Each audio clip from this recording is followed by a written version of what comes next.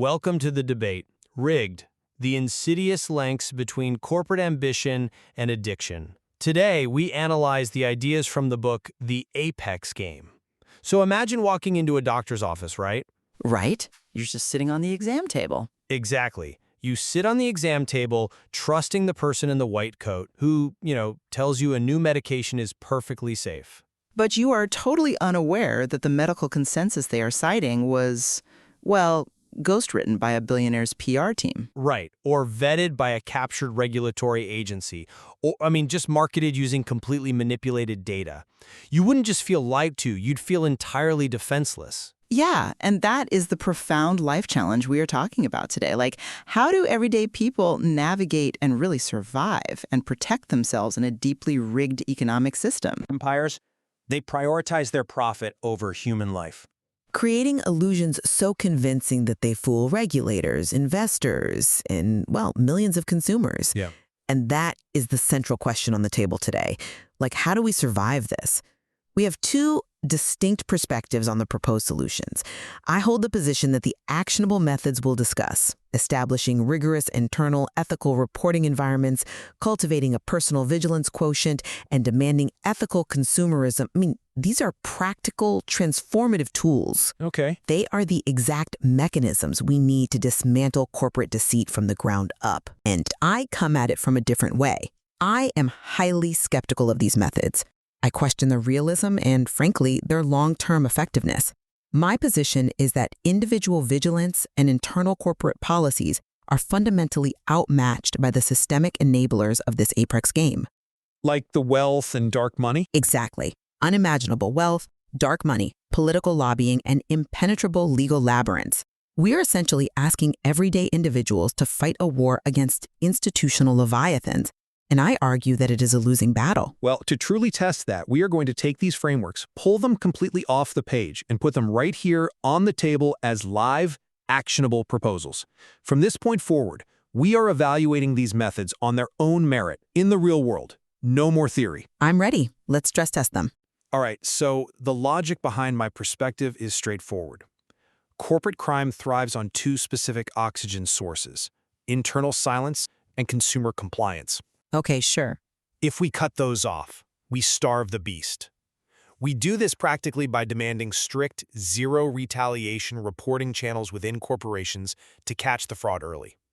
Then on the outside, we commit to ethical consumerism. Right, auditing supply chains. Yes, aggressively auditing supply chains and dissecting media narratives. These are highly efficient, disruptive actions that force accountability before a crisis metastasizes. I see the appeal of that, I really do. But let me step back and ask, is this realistic? Look at what we can call financial alchemy. Take the 1MDB scandal. Right, the massive Malaysian fund. Exactly. You had billions of dollars meant for public infrastructure in Malaysia siphoned off. How? Well, they routed it through dummy corporations and offshore havens in places like the British Virgin Islands. Right. Or look at technological charlatanism. Fake blood testing devices that fooled the smartest investors on Earth.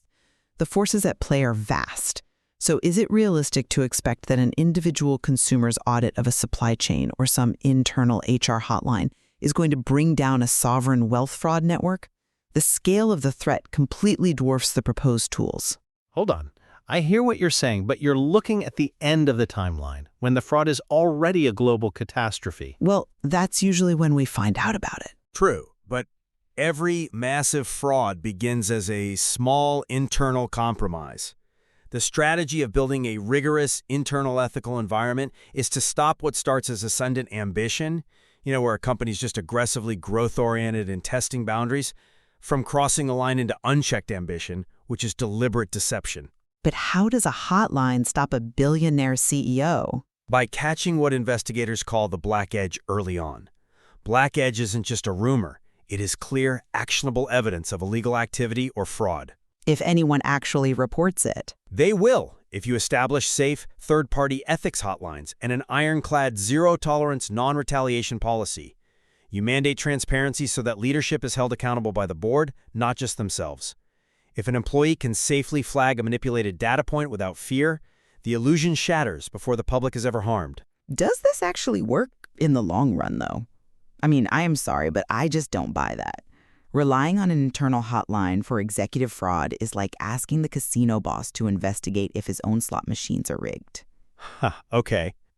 He owns the security footage. These mechanisms are overseen by the very executives who benefit from the fraud. But modern compliance requires true third-party systems. Outside auditors, it bypasses the executive bottleneck entirely. In theory, sure, but let's look at the reality of the whistleblowers on the ground. The psychological toll on these individuals is absolute devastation. Look at the playbook used by unchecked tech charlatans. Take the blood testing startup Theranos. Right. When young scientists realized the revolutionary health diagnostics were a sham, that data was being manipulated and commercial machines were being secretly hacked to run patient samples, speaking up was professional suicide. But that's exactly why formalizing protections is so vital. Let me finish this thought, because the mechanism of their suppression is key here. They weren't met with a polite HR check-in. They were subjected to intense compartmentalization. So they couldn't talk to each other. Exactly. The executives literally isolated employees so no two departments could compare data. And when people did speak up, they were hit with subtle psychological warfare. They were followed by private investigators. They were handed non-disclosure agreements, weaponized by armies of high-priced litigators threatening to bankrupt them at 22 years old. Wow. Yeah. An anonymous channel does absolutely nothing to protect an employee from a billionaire founder who controls the entire environment. Okay, if the internal system is inherently compromised by the executives running it, like if the casino boss is always going to delete the security footage, then we can't rely solely on HR. The firewall has to be built outside the company, which means the burden of defense falls inevitably outward onto us, the public. Ah, yes. The idea that we can simply shop our way out of systemic corruption. I'm not convinced by that line of reasoning because you're reducing a highly proactive defense mechanism to mere shopping. This is about cultivating what we can call a vigilance quotient. A vigilance quotient? Yes, it means conducting rigorous information audits, actively diversifying your news sources, critically evaluating online content, and heavily scrutinizing marketing claims. And how does an average person do that? By understanding the underlying mechanics of how these companies lie. Think about the pharmaceutical industry's weaponization of data during the opioid crisis. They aggressively pushed highly addictive pills by claiming the addiction rate was, quote, less than 1%. Right, that famous statistic. But here is the mechanism, the aha moment for the listener. They took a short-term study of patients in acute pain inside a hospital and deceptively applied that less than 1% statistic to people taking the drug for chronic pain at home for years. They weaponized the context. Yes. If doctors and consumers had aggressively applied critical media literacy, if they had cross-referenced those claims and understood how relative and absolute risk can be manipulated, the opioid illusion would have collapsed much sooner. What are the risks of this approach, though? I will tell you. It unfairly and dangerously shifts the immense burden of systemic oversight onto exhausted individuals. Well, you are asking a single mother or a working-class patient in chronic pain to independently out-research a multi-billion-dollar corporate disinformation campaign. Look, I will admit I struggle with the logistics of this sometimes. Just last week, I was trying to trace the ethical origins of the coffee beans I buy. I wanted to make sure the supply chain was clean. Oh, good luck with that. Right? 20 minutes later, I am clicking through corporate subsidiaries and shell companies, and I just gave up. So I feel the exhaustion you're talking about. I really do. Exactly. Now multiply your coffee bean exhaustion by a heavily funded pharmaceutical PR machine. Have you considered the blueprints of medical manipulation? These corporations don't just put out a bad ad with a misleading statistic. They fund ostensibly independent advocacy organizations. You mean front groups? Yes. This is astroturfing at its most insidious. Astroturfing is when a corporation puts down fake grass to hide the corporate dirt underneath. A pharmaceutical company won't just tell you to take their drug. They will secretly fund a pain management foundation that looks entirely like a grassroots patient advocacy group. Oh, wow. And that group then lobbies the medical board to declare pain as the fifth vital sign. They shower high-volume prescribers with lavish incentives and sponsor educational programs that subtly endorse off-label uses. The illusion of a medical consensus becomes total. It is a profound web, I agree. So when our hypothetical patient tries to do your information audit, what happens? They are reading articles published by front groups, recommended by incentivized doctors, and approved by a captured regulatory body. I'm sorry, but expecting a layperson to detect that level of systemic deceit is not just unrealistic, it is a profound abdication of institutional responsibility. I hear you, but we cannot throw our hands up and say the consumer is completely helpless. The vigilance quotient isn't about outreaching an entire corporation. It's about applying a baseline heuristic. Meaning what? Meaning when you hear a promise of effortless wealth or an instant, pain-free life, that alone should trigger an immediate red flag. You look at who is funding the study. You apply a discount rate to their claims. But to your point, if individual consumers are constantly outgunned by front groups, then consumer choice isn't enough. We have to engage the macro level, the civic and legal systems. Now we are arriving at the crux of the issue. Right. Because if the internal company is corrupt and the consumer is overwhelmed, the final method is active civic engagement. We break the apex game by supporting independent oversight, actively funding investigative journalism, and mobilizing to end the revolving door of regulatory capture. The revolving door being regulators leaving the SEC or FDA to go work for the exact banks and pharma companies they just spent years supposedly regulating. Exactly. They take their insider knowledge with them, creating a permissive environment where watchdogs have a timid bark and no bite. If we, as a collective, prioritize voting for robust regulatory frameworks, demanding transparency in political spending, and shielding whistleblowers at the federal level, we can hold the system accountable. We can rewrite the rules of the game. You say we just need to engage the legal system? Let's talk about the reality of justice's labyrinth. Let's say your investigative journalists do their job perfectly. Let's say the whistleblowers survive the psychological warfare, and the public is fully aware. What actually happens next? Well, investigations, naturally. The wealthy architects of these frauds don't just surrender. They deploy entire armies of top-tier litigators. They leverage immense jurisdictional complexities. But we have seen high-profile executives face conviction. We have seen task forces formed, unannounced raids, and subpoenas issued. Justice does move. It moves, but how often does it actually reach the apex? Look at the financial alchemy we mentioned earlier. When you have funds move through a labyrinthine network of offshore trusts, which are essentially legal black boxes where regulators literally cannot see who owns what, the burden of proof for white-collar crime becomes astronomically high. Because white-collar crime requires proving intent. Precisely. To prove criminal intent, what lawyers call the mens rea, or the actual knowledge that what they were doing was a crime, you often need a smoking gun email, and these executives are too smart to put that in writing. So what is the actual outcome of all this civic engagement and investigative journalism? The outcome is often a massive fine, enhanced regulatory oversight, and structural changes to the corporation. Exactly. A fine. Corporations utilize settlements without ever admitting guilt. They treat billion-dollar penalties as the cost of doing business. It is a pay-to-play settlement culture. The corporation pays a fine, the shareholders take the hit. But the individuals at the top retain their immense wealth, hidden away in asset protection trusts. Well, the ultimate reckoning is almost always partial.